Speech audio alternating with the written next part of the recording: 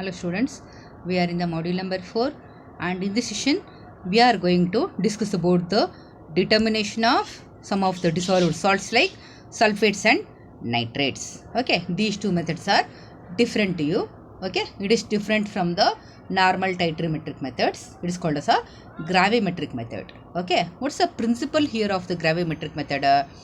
Suitable reagents will be added to make a precipitation. Okay, suitable reagents will be added to make precipitate. Okay, the dissolved salts will be forming a precipitate with the added reagents. Okay, so the complex will be formed here, that will be washed and that is separated, and finally that is dried and weighed as a complex. Okay, fine. So here we are going to discuss about the determination of sulfates. Okay, sulfates will be present in almost of the waters as a dissolved salt. Okay, so here what are we doing? The sulfates ion, the water to be analyzed is taken here. Okay, and to that barium chloride solution is added. When we add barium chloride solution to the water containing sulfate ions, what happens is the barium will be having more affinity with the sulfate ions, so there will be a formation of the barium sulfate complex. Okay, with the liberation of chloride ions. Fine. And this barium sulfate is filtered and it is washed many times with hot water to remove the chloride and other impurities, and then finally it is dried and weighed. This is about the principle of the sulfates determination. Procedure. How to do this experiment? We need to take around 1 liter of water, okay, for which we need to determine the sulfate content, okay, and it is heated, fine, until the evaporation. Okay, we have to heat until the volume will be reduced to almost 100 ml. The 1000 ml should be reduced to 100 ml, and then at this stage we need to add half this tube of hydrochloric acid solution, okay, to maintain the acidic medium, and to the hot solution slowly with constant stirring we need to add barium chloride. Understood now? Here it's very clear, right? We need to take 1 liter of wastewater sample for which the sulfate has to be determined, heat it to evaporation, and at the stage where almost of the 1 liter of the water is reduced to 100 ml, okay, we need to add HCl, and to the hot solution slowly add barium chloride with a constant stirring. Okay, there will be a formation of a barium sulfate. Here there will be a formation of barium sulfate when you add barium chloride solution. Okay, leave the solution for some time so that the precipitate will be settled. After the precipitate is completely settled, decant it. Okay, decant it by using a filter paper, okay, of number 40, okay, and by using a funnel, fine. And we need to wash that precipitate many times with a hot water, because the PPT will contain the chloride and other impurities. After it is washed with hot water, the precipitate is either dried in a electric burner, or it can be taken on a watch glass or on a beaker, and it is dried in oven. These two procedures can be followed. Either it is dried in electric burner, or it can be taken on a watch glass or beaker and it can be dried in a oven. Okay, and then after it is completely dried, it is weighed. Okay, it is weighed as barium sulfate. What are we determining? Sulfates. We are weighing barium sulfate. Okay, here we don't want barium, right? We want to weigh only the sulfate from barium sulfate, right?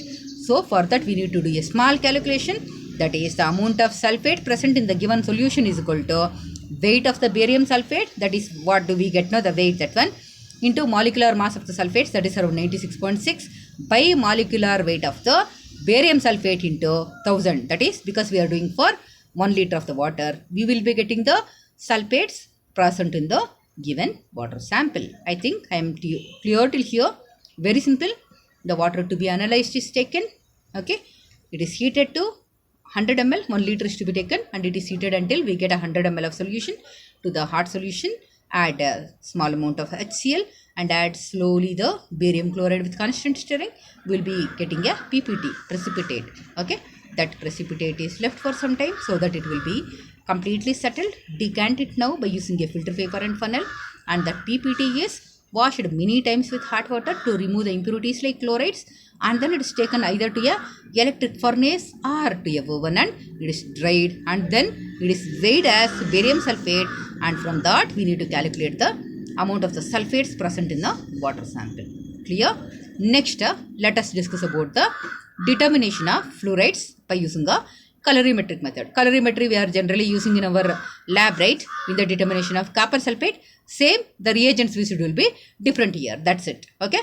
Fluorides, no, they will be generally present in water, and they are the one of the major cause for formation of the, mottling in a teeth. Mottling in teeth it's called, or discoloration of the teeth is caused due to the excess concentration of the fluorides in water. So it's one of the important to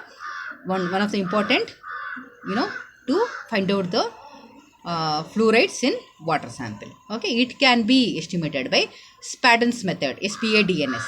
Okay, the method derives its name because of the what is SPADNS? It is one of the chemical reagents with a long name. Spadon's is a 2-para-sulfophenylazo 1,8-dihydroxy and 3,6-naphthalene disulfonate.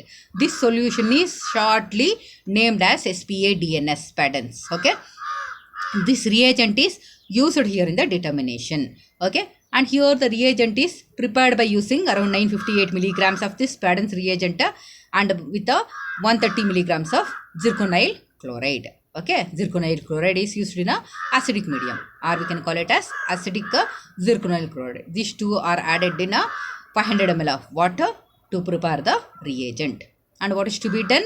Like colorimetry, we need to take a different series of solutions. Okay, we can use here either 50 ml volumetric flasks or 100 ml volumetric flasks. Different volume of the solution are to be taken here.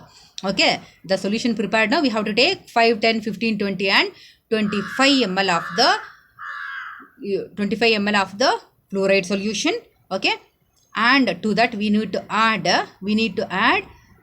just a drop of a sodium arsenate solution. Sodium arsenate. Okay, different concentration of the fluoride solutions are taken, like 5, 10, 15, 20, 25 ml of the solution are to be taken in 5 different volumetric flasks, or we can take 2, 4, 6, 8 and 10 ml of the solutions in a 50 ml volumetric flask.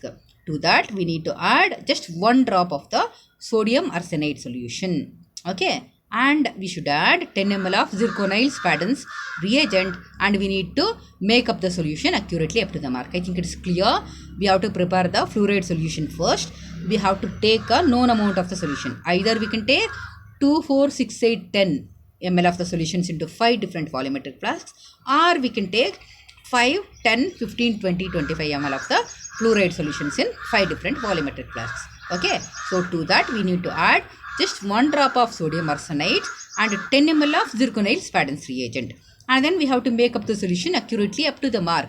After all the solutions are prepared, we need to keep them in a order. How? Like 5, 10, 15, 20, 25, or 2, 4, 6, 8, 10 solutions in an order. With this, 2 more flasks will be there. That is, one is a flask containing test solution. That is the solution to be analyzed. For that also the same procedure has to be followed. Add 1 drop of sodium arsenate and 10 ml of the zirconyl Spadon's reagent and make up the solution. And in the last flask, it is called as blank. In blank, sample should not be taken. Remaining reagents to be taken. That is 1 drop of the sodium arsenate and a zirconyl Spadon's reagent 10 ml to be taken, and it should be diluted up to the mark. Fine. So first of all, we should take the blank solution and set the OD for 0. First take the blank solution and set the OD for 0. That's only the adjustment. And at 570 nm, measure the optical density for all the other solutions. At 570 nm, measure the optical density for all the solutions. Which are all the solutions? 5, 10, 15, 20, 25, and at last for test solution. Okay. And then after measuring the optical density or absorbance for these solutions, draw a calibration curve. What is this calibration curve? Calibration curve is a graph of absorbance or optical density against concentration of the fluoride solutions. From this graph, we will come to know the volume of the fluorides present in the given solution per liter. Okay, I think you have understood. Very simple. Once again, the recap of the fluorides experiment is, first prepare a fluoride standard solution. Transfer that into 5 different volumetric flask of 5, 10, 15, 20, 25.